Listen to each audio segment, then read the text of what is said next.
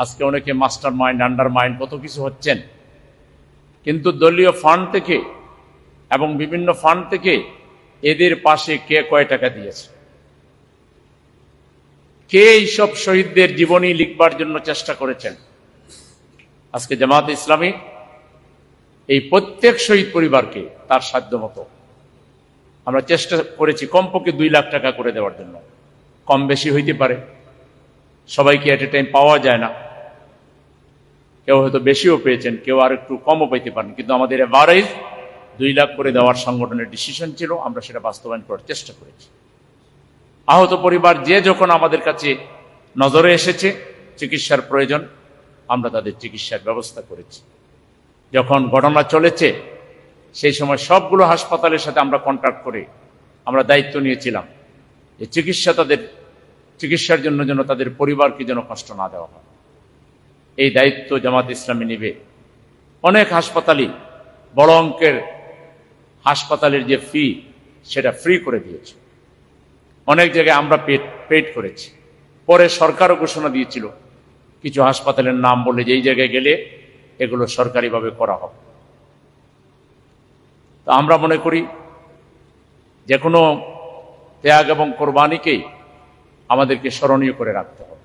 বিশেষ করে 24-এর গণ অভ্যুত্থান, এটা অবিস্মরণীয় কি বিষয়, এটি কি ইউনিক আন্দোলন।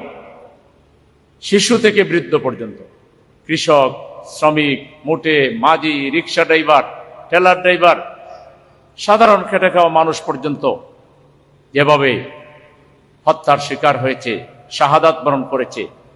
কোন একটি আন্দোলনের জন্য মা তার কোলের শিশুকে নিয়ে রাস্তায় চলে গিয়েছে, এটা নজিরবিহীন ঘটনা। সুতরাং এটাকে কোনোভাবে ছোট করে দেখার কোনো সুযোগ নেই। আজকে শহীদদেরকে, আহতদেরকে স্মরণীয় করে রাখতে হবে। জামাত ইসলামী একমাত্র দল প্রায় 2500 পৃষ্ঠায় 12টা বই শহীদদের উপরে, প্রায় 1000-এর উপরে শহীদদের জীবনী সংরক্ষণ করেছে। এগুলো অ্যারাবিক এবং ইংলিশও করা হয়েছে, ওয়েবসাইট খোলা হয়েছে। যে কোনো ব্যক্তি ওয়েবসাইটে ঢুকে এইসব শহীদদের জীবনী পড়তে পারবে। আমরা অনেক চেতনা দেখি, অনেককে চেতনা ব্যবহার করে দারুণ ফুরফুরে মেজাজে থাকেন। 71-এর চেতনা, 52-এর চেতনা, দুর্ভাগ্য বিগত শাসক গোষ্ঠী যারা দেশ শাসন করেছিলেন, 2-1 দলীয় নেতা ছাড়া 71-এর বীর মুক্তিযোদ্ধাদের, শহীদদের একটা জীবনীও তারা প্রকাশ করেননি, শহীদদের তালিকাটাও তারা প্রকাশ করেননি। জামাত ইসলামী এই বিগত আন্দোলনে বুদ্ধিভিত্তিক ভূমিকা রেখেছে। জামাত ইসলামী লজিস্টিক সাপোর্ট দিয়েছে। জামাতের নেতাকর্মীরা মাঠে থেকে আমাদের আহত মানুষগুলোর পাশে দাঁড়িয়ে তাদেরকে সহযোগিতা করেছে। চূড়ান্তভাবে জামাত তার সর্বশক্তি দিয়ে আন্দোলনে ছাত্রদের পাশে দাঁড়িয়ে আন্দোলনের বিজয় অর্জন করেছে এবং বিজয় উত্তর জামাত হিস্ট্রি তৈরি করছে। জামাত ইসলামী শহীদ পরিবারগুলোকে নিয়ে, আহত পরিবারগুলোকে নিয়ে একাধিকবার প্রোগ্রাম করেছে, অসংখ্য প্রোগ্রাম করেছে, থানায় থানায়, জুনে জুনে, মহানগরীতে, আমিরে জামাতের উপস্থিতিতে। এত প্রোগ্রাম আর আমরা কারো পক্ষ থেকে দেখি নাই। আলহামদুলিল্লাহ, আমরা মনে করি এটা দরকার আছে। ওই সময় যে নৃশংস ঘটনা ঘটানো হয়েছে, স্কুল কলেজের ছাত্ররা যেভাবে জীবন দিয়েছে,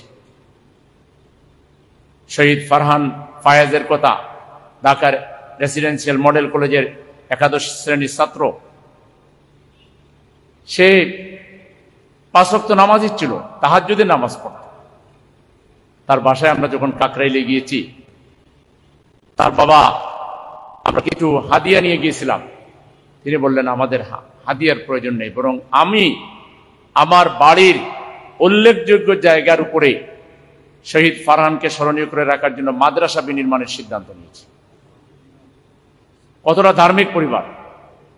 এবং এই বিগত আন্দোলনে যারাই শহীদ হয়েছেন, গত পরশু একটা 5 স্টার হোটেলে প্রজন্ম 24 নামে একটি নতুন মাল্টিমিডিয়ার উদ্বোধন উপলক্ষে সেখানে শহীদ নাইমুরের মা কথা বলছিলেন, কাঁদতে কাঁদতে বুক ভাসিয়ে দিয়েছেন। আমরা কেউ, আমাদের চোখ চলচল হয়ে গিয়েছিল। এই শহীদের মারা বাবারা এখনো তাদের সন্তানের হারিয়ে যাওয়াকে তারা মেনে নিতে পারছেন না। মা রিকশার উপরে লাশ ফেলে রাখা হয়েছে, মা সেই লাশের উপরে বারবার হাত রেখে হাত চুয়ে তার সেই বেদনা প্রকাশ করতেছিলেন। এগুলো দেখলে চোখে পানি ধরে রাখা যায় না। কি অপরাধ ছিল সেদিন যাদেরকে গুলি করা হয়েছিল, তাদের চিকিৎসা নিতেও বাধা দেওয়া হয়েছিল, বরং অপচিকিৎসা দিয়ে হত্যা করা হয়েছিল। আত্মীয় স্বজনকে অসুস্থ মানুষটার পাশে দাঁড়িয়ে একটু পানি খাওয়াবে, পানি পর্যন্ত দেওয়া হয়নি। এরা সীমারের চাইতে জঘন্য, এরা এই যুগের সীমার, যে আহত মানুষটাকে পানীয় দেওয়া হয়নি, আহত মানুষটাকে চিকিৎসা দেওয়া হয়নি, আহত মানুষটার মাকে বাবাকে তাদের পাশে যেতে দেওয়া হয়নি। বলতে লজ্জা লাগে, ওরা দাফন করতে কাজ পর্যন্ত সমাধান করতে দেয়নি, গোসল করাতে দেয়নি, কাফন পরাতে দেয়নি, কবর করতে দেয়নি এই জালেমেরা। সুতরাং এই ইতিহাসগুলো তুলে আনতে হবে এদেশের মেইন স্ট্রিম প্রিন্ট এবং ইলেকট্রনিক মিডিয়াগুলোকে। আর না হলে দেশের জনগণ মাল্টিমিডিয়াকে মেইন মিডিয়া হিসেবে গ্রহণ করে এই সব ইলেকট্রনিক এবং প্রিন্ট মিডিয়াকে সুবলান নিয়ে ফেলে দিবে। এগুলো দেশের কোনো দরকার নেই। সম্মানিত উপস্থিতি, আসুন আমরা আল্লাহর কাছে দোয়া করি। আমরা লড়তে শিখেছি, মরতে শিখেছি, প্রতিবাদ করতে শিখেছি, ফ্যাসিস্টদের বিরুদ্ধে সম্মিলিতভাবে ঐক্য করতে শিখেছি। আমাদের এই ঐক্য অটুট থাকবে। আমরা যখনই ফ্যাসিবাদের সামান্যতম কোনো আলামত দেখব, সরকারে থাকুক আর বিরোধী দলে থাকুক, সেই ফ্যাসিবাদ এবং ফ্যাসিবাদীদের বিরুদ্ধে জুলাই ঐক্য, জুলাই সৈনিকেরা আবার মাথা উঁচু করে দাঁড়িয়ে সেই ফ্যাসিবাদকে তছনছ করে দিবে। বাংলাদেশে আধিপত্যবাদ, ফ্যাসিবাদ আর কায়েম হবে না। বাংলাদেশে রাজনীতি করতে হলে ফ্যাসিবাদী চেতনাকে মাইনাস করে সমস্ত আধিপত্যবাদী শক্তির দালালি এবং তুষণগিরি বাদ দিয়ে খাঁটি দেশপ্রেমিক এবং আল্লাহওয়ালা এদেশের সংখ্যাগরিষ্ঠ মানুষের ঈমান এবং আকীদাকে যারা ধারণ করে, সেই আকীদা ধারণ করে এদেশে রাজনীতি করতে হবে। কোরআনের আইন বাদ দিয়ে, আল্লাহর আইন বাদ দিয়ে শয়তানের আইন বারবার লালন করার জন্য পার্লামেন্টে যাবেন, এদেশের জনগণ এটা আর একটুও চান্স দেবে না। আপনারা ঘৃণা ভরে প্রত্যাখ্যাত হবেন। এখন আমরা আল্লাহর আইন চাই, সৎ লোকের শাসন চাই, ইনসাফপূর্ণ সমাজ চাই, মানবিক সমাজ চাই। আমরা একটা রাজনীতিতে সম্মানবোধের চর্চা করতে চাই। কেউ কাউকে কথা বললেই সেটা ভদ্রতার সহিত বলবে, সেটা ন্যায্যতার ভিত্তিতে বলবে। কেউ কাউকে গায়ের জুড়ে এবং নানা ধরনের মিথ্যা প্রপাগান্ডা ট্যাগ লাগিয়ে দেশের সবচেয়ে সুশৃঙ্খল, দায়িত্বশীল, প্রতিবাদী কণ্ঠস্বর, মানবতাবাদী রাজনৈতিক দলগুলোকে, ইসলামী দলগুলোকে নানা ট্যাগ লাগিয়ে ক্ষমতার মসনদে বসে মজা লুটবেন, এই স্বপ্ন দুঃস্বপ্নে পরিণত করা হবে বাংলাদেশ। এই স্বপ্ন আর পূরণ হবে না। সুতরাং আসুন আমরা আমাদের হারানো সৈনিকদেরকে, মানিকদেরকে শ্রদ্ধা ভরে স্মরণ করি। আল্লাহ তাআলা তাদেরকে এর বিনিময়ে দুনিয়া আখিরাতে যারা ত্যাগ স্বীকার করেছেন, বেঁচে আছেন, আল্লাহ তাদেরকে হিরো হিসেবে কবুল করুন।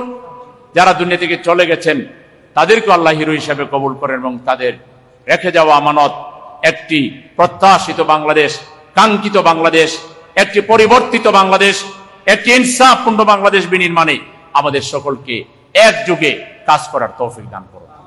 আল্লাহর কাছে সেই তৌফিক কামনা করে আজকে আয়োজকদেরকে এবং আমাদের প্রিয় বন্ধুদেরকে, কোরআনের পাখিদেরকে, হাফেজদেরকে, আলেমদেরকে আমাদের পক্ষ থেকে সাধুবাদ, মোবারকবাদ জানিয়ে, ধন্যবাদ জানিয়ে আমি আমার কথা এখানে শেষ করছি। আল্লাহ হাফেজ। আসসালামু আলাইকুম ওয়া রাহমাতুল্লাহি ওয়া বারাকাতুহু।